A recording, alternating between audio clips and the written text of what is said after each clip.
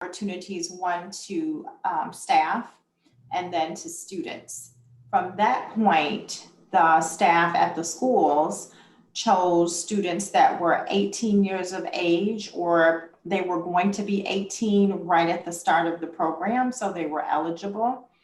Jake and I then came in and did another presentation to the students, and then it moved quite quickly. We set up and scheduled interviews. So actual interviews with HR and with health and safety at the time, which was Jake. And so they did quite well. They were prepared. We went through that screening process. Quite a few students from each high school interviewed, and we had a selection of 10 total, because that is what the number that we came up with collectively. So we had to pare it down to just 10 students. It was very hard because there were a lot of students that could have come on board with us. But yeah, there was definitely a big interest in this. So it was fun to also spend time behind the scenes a little bit and go over kind of mock interview or just tips and how to reduce their anxiety even during an interview. So it was neat to help them with that as well. Mm-hmm. Yes, Cindy, Jake is still there. Still next to me. He is organizational training and development manager now. So I'm sure he will join in this project again. Yes, he's still there. So the pre-employment process is similar to what we look for in any individual. So making sure that students have the appropriate documents, where and how to allocate the documents, have resources available to them are some things that we learned through this process. So there were some learning curves that happened. Some of them had resumes. We want them all to be prepared with resumes, in the future. Interview skills were great. Some things that we learned too, that we could assist the students with that process as well. So when it's time to do this in actuality, then they will have that tool in their tool belt to help them through that. Attire, talk to them about attire, what's appropriate to wear, not only to the interview process, but in the workplace as well. Time management and communication skills, equitable career preparation, parent involvement was something that we looked at too, that we could do better actually, because we were delivering this message to the students and the staff in hopes that the students, inform their parents.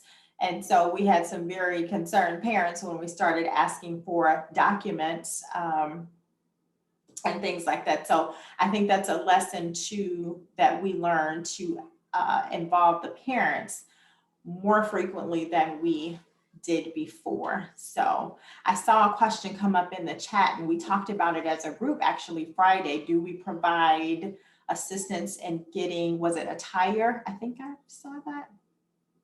So was there assistance provided to get attire for students for interview purposes? Not this time. However, in our collective conversation on Friday, where you see the bullet point resources available, we were brainstorming on awesome resources that are available for students so that it's equitable career preparation, right? So everyone has that opportunity. So in the process moving forward, I'm sure that information will be provided as well, because there's some great resources out there to help with that. Mm-hmm. So can I interject real quick, Tamika? Yeah, so West Michigan Works may be an option for some of your students.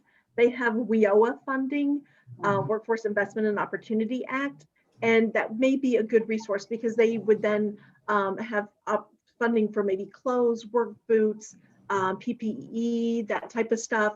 They might also have some other fundings for additional education and training opportunities for your students. So I'm going to put that in the chat box, just that recommendation to get in touch with Michigan Works and ask about WIOA registration for your students. Thanks. Yeah, and maybe one thing too, I'm just kind of referencing back to our Muskegon Area Career Tech Center. We actually have what we call a career closet. So we collect and we gather, clothing for students if that's a need. And so I know that a lot of schools and tech center programs or ISD programs tend to do that. So those are options too. One of my favorites was I used to go to Goodwill and help my kids out for $5 and get them a pair of slacks. And that was their pair of interview slacks. So there's a lot of options out there. But Tamika, I wonder if you could just talk a little bit about when we talked about the parent involvement and the family financial count and what we kind of learned about when a student's making income and how that impacted the family income. So I can speak a little bit about that. The parent involvement in education piece comes with understanding and that basic knowledge that once that student starts to earn income, that income could be counted toward, and I won't say against, but toward some assistance programs that families currently partake in, especially now with COVID and parents being off work and receiving funding from outside sources.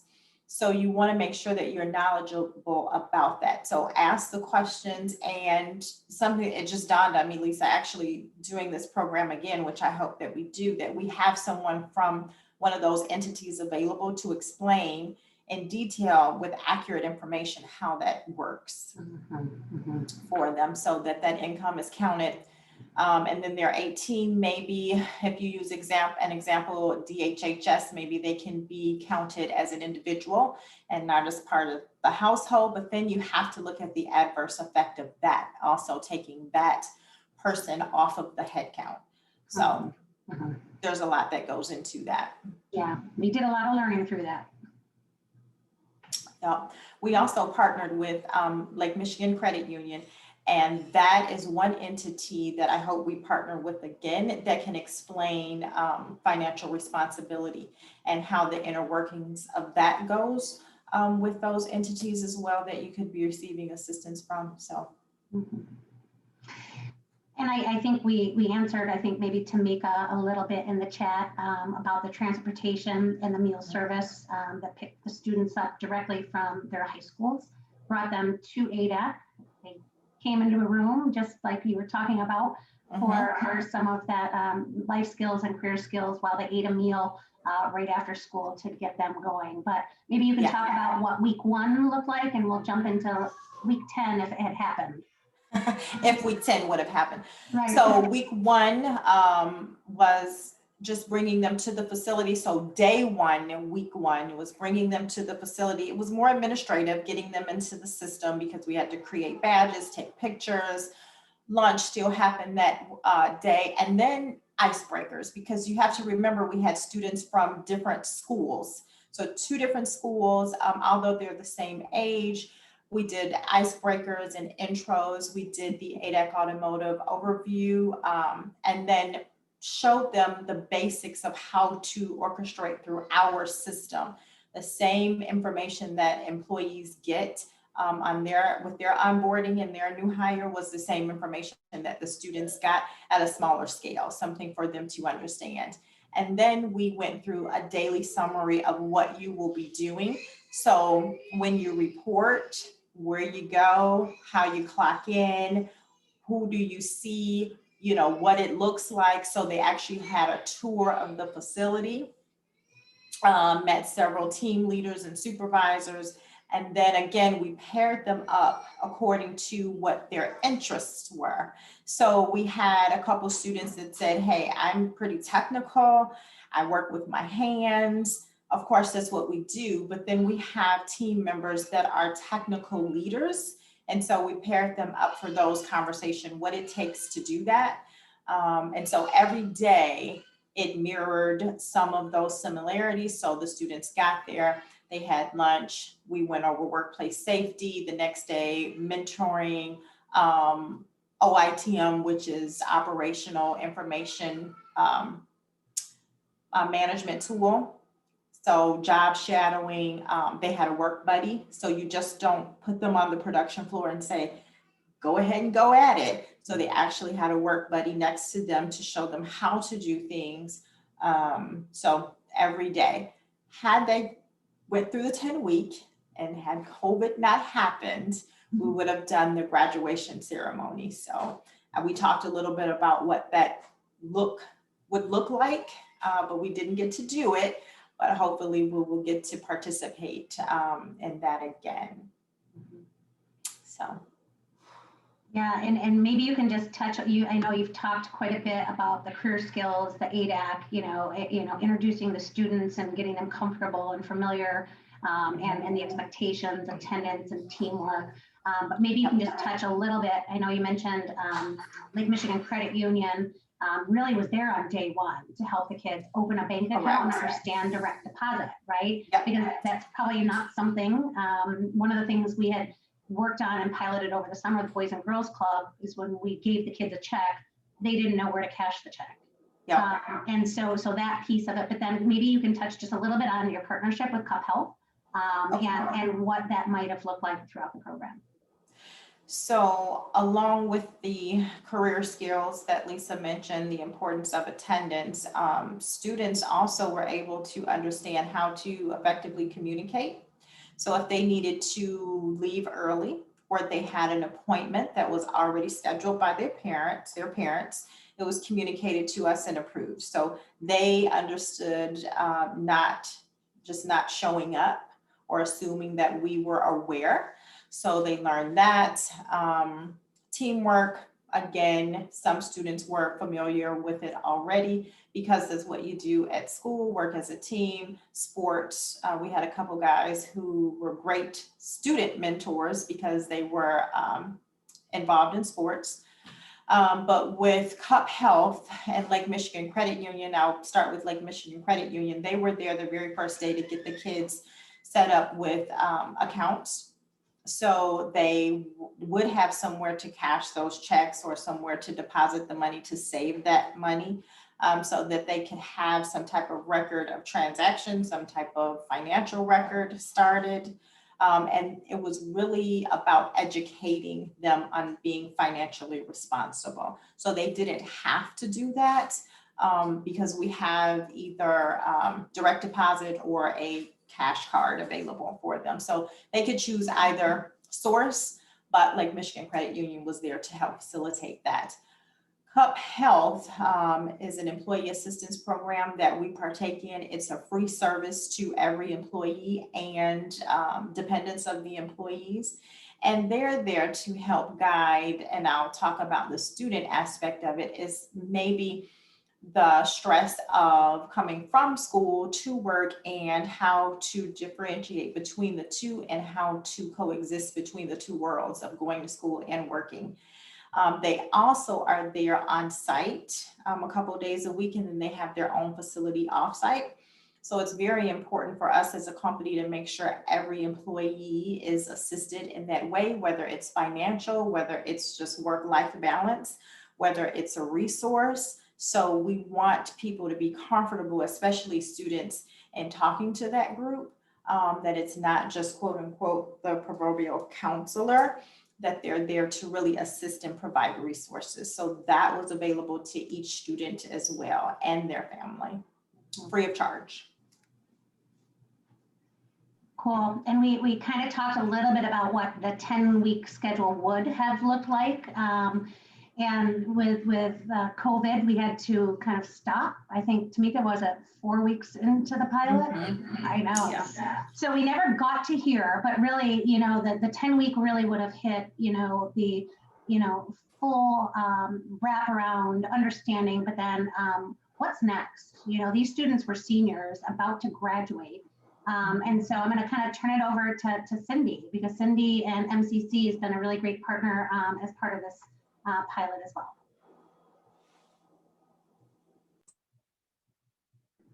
I almost made that mistake of talking without unmuting. No bingo points for that one, everybody. Sorry. Okay, so MCC has been involved with ADAC for quite some time. We have historically provided internships and apprenticeships and custom trainings with ADAC and had a really good relationship with our ISD and a lot of districts. And so we were really excited to be brought into this to kind of think about what's the next step then? After high school graduation, being engaged with an employer, we know that ADAC really is one of our premier partners. They don't just want folks to come in and stay where they are entry level forever. They really want folks to be able to upskill, get into those family sustaining wages, and be able to take care of themselves and hopefully they're the next generation. And so one of the things that we were able to provide from MCC is enrollment services to MCC. So we've got enrollment specialists throughout our entire county and probably into, I think into Ottawa and Newaygo counties also. But those folks go in and they actually work with students in the schools to get them kind of college ready, thinking about careers, not just what do you want to major in at college, but what does that equate for as far as careers and longevity with income. And then we also have counseling and advising at MCC. They get a little more into what courses to take, that type of thing. And then MCC also does placement testing and assessments, so we can get into really what is the most appropriate route for a student to take. And then we of course have some financial services and scholarship information that we can get out to students. We do have an ADAC scholarship at MCC. We do also have other scholarships around machining or welding that we can let students know about if they want to specialize in something. And then ADAC themselves as an employer has been incredible. We go out to their wellness fairs every year and we engage with them and all their employees, because ADAC as an employer offers tuition reimbursement. And so that really is something that is an incredible opportunity for students.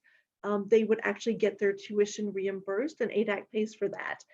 So there's 100% reimbursement. So there's the potential for somebody to finish a certificate or an associate's degree and have no college debt at all. And then they would be making even more than they were making at ADAC or previously when they got hired. The other thing that ADAC does is really incredible is they offer apprenticeships. So they can actually take some of their employees, get them connected with mentors on site, do a lot of really good on-the-job training, and then they create an apprenticeship program. And with that apprenticeship program, there's automatic bumps and increases in salaries.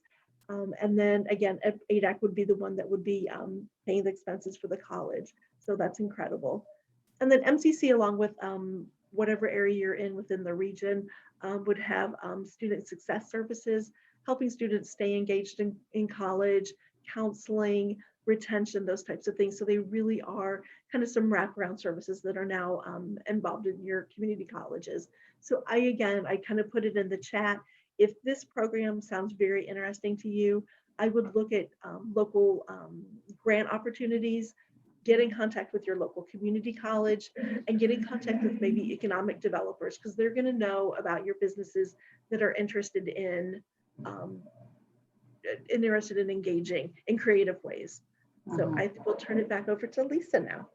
Yeah, no, and you just kind of hit, I'm watching our time. I want to honor everybody's time. And this screen real quick is just about the scalability of what we were hoping to do. And 2020, we had, the 10 students. This year, we were hoping to do 20. Obviously with COVID, that didn't happen. But just really understanding that when we did this pilot, the intent was to have it be sustainable and have community support and how that can be achieved for economic growth for Muskegon County. But Cindy, you just kind of led right into, I think, kind of our closing question, right? Like the posing question, as you think in your own regions, what do you recognize in your community and in your students and in your businesses? What are those opportunities that can support student success and economic growth? And really it is those partnerships, Cindy. I think you said it exactly. It's just understanding and learning and growing with each other to help the local economies. So super excited. I think we didn't touch on it a ton because some people had asked, I think in the chat, is this going to continue? We're not sure. I mean, Tamika and I were kind of joking, should we try something virtual? I mean, so it's up in the air, I think a little bit, but I think we saw some great success, even in 4 of the 10 weeks of the pilot program, and the interest from other school districts and businesses to do something very similar. And so I think that's to be determined, just like most of everything is these days. But before I kind of jump into closing, Randy, were there any other questions in the chat that maybe we can answer before we end? Just one about financial curriculum and the danger of credit cards that was included in what Lakeshore had done, credit union had done for you. don't know if that was anything you know about in terms of specific curriculum for credit card dangers, but. The curriculum did include that. We actually review the curriculum from each partner. And so we do have the autonomy to say, can you add that? Can you take that out? We don't think, that that's something good for them to know, but the credit card, stay away from, those things are definitely added, because once you turn 18, for some reason, you start getting all that mail. So yes, those are part of the curriculum. And of course, with COVID now, you have the ability to change and add to curriculum of each partner. Right?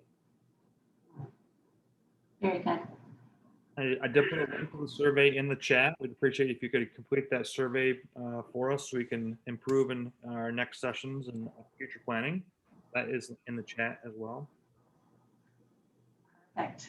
And then just, to kind of wrap up and just really say, a huge thanks to our partners, because this was a massive undertaking, and just the amazing support in our community to want students to succeed, and to help build talent, took an army. And so I'm appreciative. Thanks, Cindy. Thanks, Chris, from the school perspective of us trying to organize and bring in, and definitely Tamika and ADAC for creating this opportunity, and hope that our participants see some aspects, and bring some of the similar value to their regions. So thank you, everybody.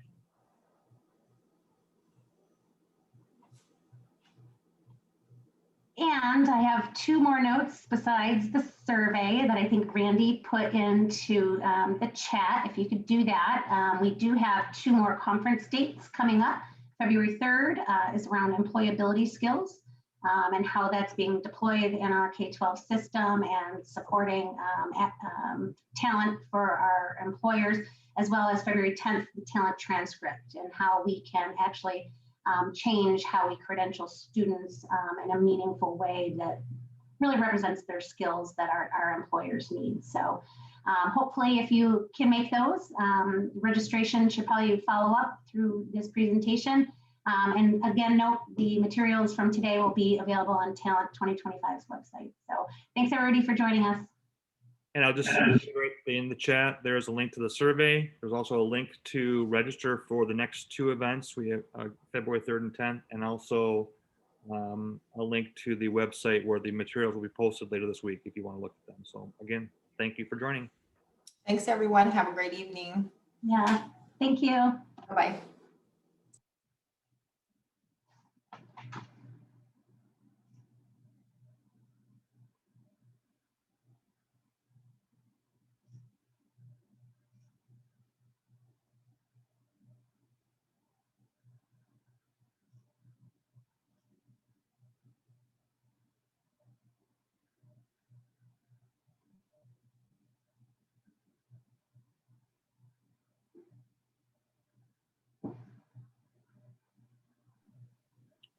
Yep, we're good, Cindy. Thank you. I think I have. Do I have the final presentation? Send me the final one. Okay. Yeah, the one I sent this morning was the final. It might even say final.